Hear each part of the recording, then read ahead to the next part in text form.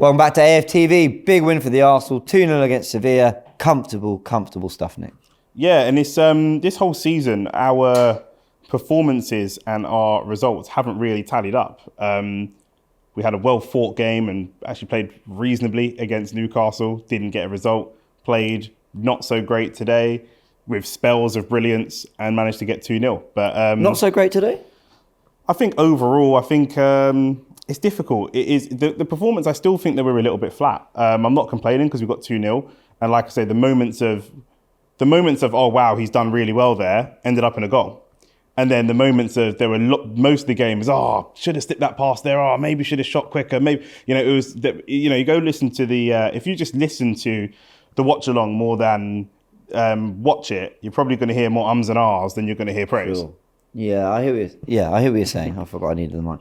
I hear what you're saying. Like, there were moments where you think, if you up this Arsenal, you'll kill them. Yeah. But I wonder whether that was just Arsenal feeling like they didn't need to.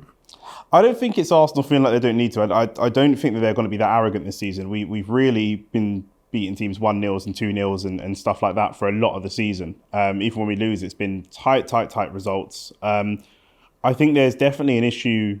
There's some issues in the camp for me.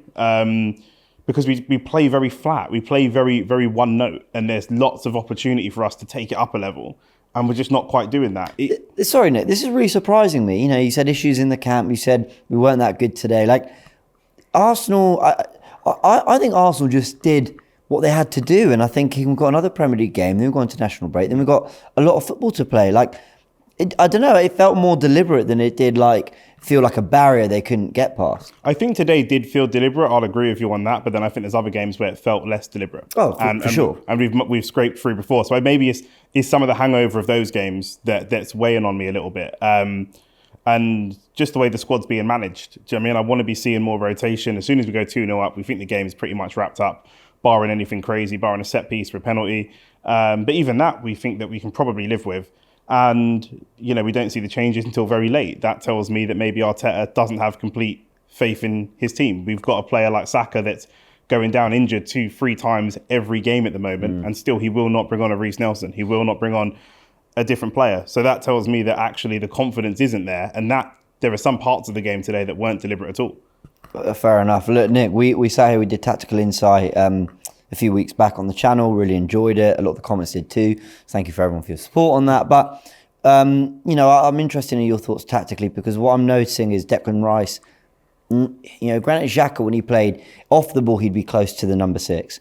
But on it, he'd be getting into that, that final third. He'd be getting into the front 5. Declan Rice does some of that, but he's often letting the inverted fullback, Tom in the first half, Zinni in the second half, come and invade that space instead. It feels like a little tweak of the use of that role there from Arteta. Well, I mean, Declan Rice is more physically gifted than Granit Xhaka. He's quicker, he's stronger. And today I thought Kai Havertz was so poor, he was almost covering 2 people's positions at that point.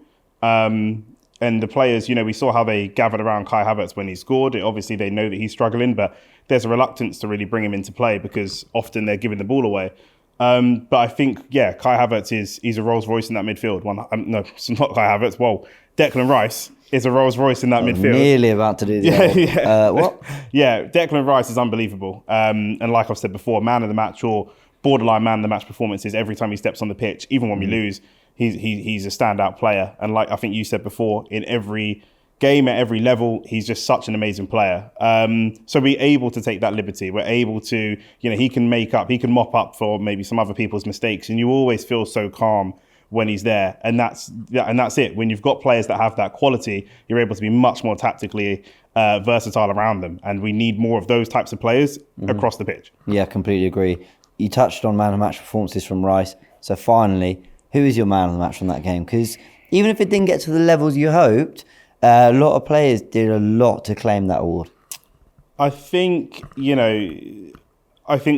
because it was a bit of a cruising game and, it come down to a couple of moments of brilliance. I think Martinelli was really, really good all game, but it's got to be Saka, a goal and an assist. And that's really the difference. Ultimately, if you take Martinelli out of that game, we maybe win the game 1-0 because he did get one of the assists as well. But if you take Saka out, we draw the game 0-0. So I think it's got to go to Bukayo Saka, but he needs a rest. As we're always here saying, he needs a rest. And I've calmed down a little bit, but I am pretty furious, to be honest with you, with the medical team for sending him back on when I think at that point we were 2-0 up. Yeah. There was 10 minutes left in the game or 15 minutes left in the game. And you can't tell me that Reece Nelson is so bad. And I think he's brilliant, but I'm just saying, you can't tell me he's so bad that we bring him on for Saka and we lose a 2-0 lead against a team that's heavily rotated and 15th in La Liga. You can't tell me that. So there's really no value in keeping him on other than making his injury worse. I can't see any tactical reason. He's not a signing, so it's not even a justification reason for Arteta. I can't wrap my head around why he's playing so many minutes, and it needs to stop, and it needs to stop now. Yeah, fair enough, Nick, fair enough.